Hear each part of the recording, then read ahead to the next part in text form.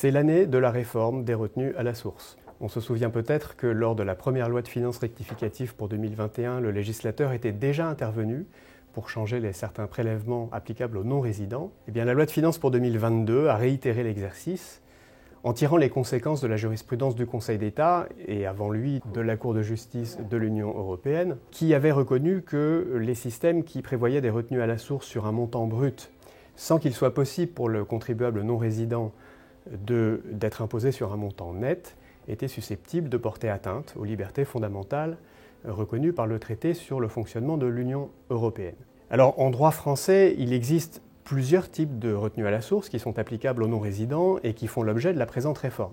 La première retenue à la source concernée est celle prévue par l'article 182b du Code général des impôts, qui concerne au sens large des revenus non commerciaux et assimilés prévus par les non-résidents, mais il existe également d'autres mécanismes. Le mécanisme de la retenue à la source sur les revenus de capitaux mobiliers, prévu par le 2 de l'article 119 bis, et le mécanisme des retenues à la source sur les revenus tirés de prestations artistiques, qui est lui prévu par l'article 182 A bis du Code général des impôts. Toutes ces retenues à la source font donc l'objet de la réforme, mais selon des modalités qui varient en fonction du type de retenue à la source. La première catégorie vise la retenue qui figure à l'article 182b, concernant donc les revenus non commerciaux et assimilés. Ce qui est prévu par le législateur, c'est une technique qui permet désormais aux contribuables non résidents qui perçoivent ce type de rémunération de bénéficier d'une réduction forfaitaire de 10% du revenu ouvrant droit à la retenue à la source. C'est un mécanisme qui par conséquent permet de limiter l'assiette et qui s'applique sous un certain nombre de conditions. Il faut que le non-résident soit une personne morale, il faut que cette personne morale soit opaque fiscalement, c'est-à-dire qu'elle soit soumise à l'impôt sur les sociétés dans l'état de son implantation. Et enfin, il faut que cette personne morale soit établie dans un État de l'Union européenne ou dans un État de l'espace économique européen qui a conclu avec la France une convention fiscale comportant un mécanisme d'assistance administrative. Un forfait de 10% qui évidemment ne manque pas de poser un certain nombre de questions, puisqu'il se peut naturellement que les frais réellement engagés par le non-résident pour acquérir le revenu soient supérieurs à 10%. Autrement dit, le forfait de 10% ne permet pas à lui seul de garantir la conformité au droit de l'Union européenne du nouveau dispositif. Et c'est pourquoi il faut en réalité combiner avec la réfaction de 10% un mécanisme plus général qui permet en cas d'excès des frais réellement exposés par rapport à ce forfait de 10%, de demander une restitution de l'excédent de retenue à la source, excédent calculé par rapport à ce qu'un bénéficiaire résident aurait acquitté comme impôt. Alors ce mécanisme de restitution, il se trouve que c'est celui qui est prévu pour les autres revenus perçus par les non-résidents que j'ai cités tout à l'heure, à savoir les revenus de capitaux mobiliers et les revenus tirés de prestations artistiques. Pour ces revenus-là, il n'y a pas de forfait de 10% prévu dans la nouvelle loi. La seule chose que prévoit la nouvelle loi, c'est que si un non-résident reçoit l'une de ces catégories de revenus, eh bien, il va pouvoir lui demander une restitution de l'excédent de retenue à la source par rapport à ce qui aurait été payé si l'intéressé avait été résident fiscal français. De nouveau, bien sûr, on retrouve un certain nombre de conditions qui figurent désormais à l'article 235 quinquies du Code général des impôts. Ces conditions, c'est d'une part que l'intéressé soit une personne morale relevant de l'IS, et puis c'est d'autre part une condition relative à l'état d'implantation.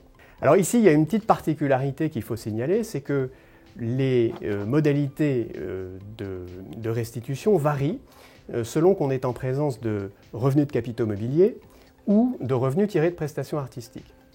Pour les revenus tirés de prestations artistiques, on retrouve la condition que j'ai citée tout à l'heure, c'est-à-dire que la personne morale doit être établie dans l'Union européenne ou dans un État de l'espace économique européen, ayant conclu avec la France une convention d'assistance administrative. Pour les non-résidents qui perçoivent des revenus de capitaux mobiliers, le champ est plus largement ouvert puisque la règle s'applique aussi à des non-résidents qui sont établis dans des États tiers à l'Union européenne. Et cette différence s'explique par une raison très simple, c'est que les revenus de capitaux mobiliers entrent dans le champ de la liberté de circulation des capitaux. Or, cette liberté, au contraire des autres libertés fondamentales, s'applique y compris dans les relations avec les États tiers. D'un point de vue pratique, évidemment, d'autres conditions vont être exigées. On vérifiera que les charges concernées auraient été déductibles si le bénéficiaire avait été résident de France.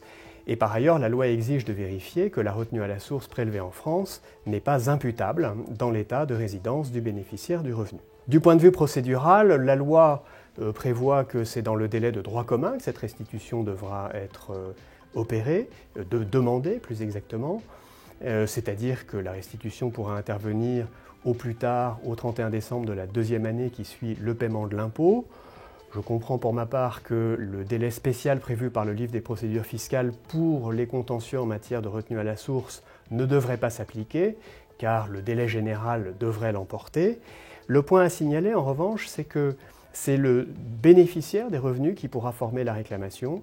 Ça n'est donc pas le bénéficiaire ou le redevable de la retenue à la source. La lettre de la loi est assez claire sur ce point et elle mérite d'être soulignée parce que dans la jurisprudence générale du Conseil d'État, il est désormais acquis, et depuis très récemment, que les contentieux en matière de retenue à la source peuvent être initiés soit par le bénéficiaire, soit par le redevable.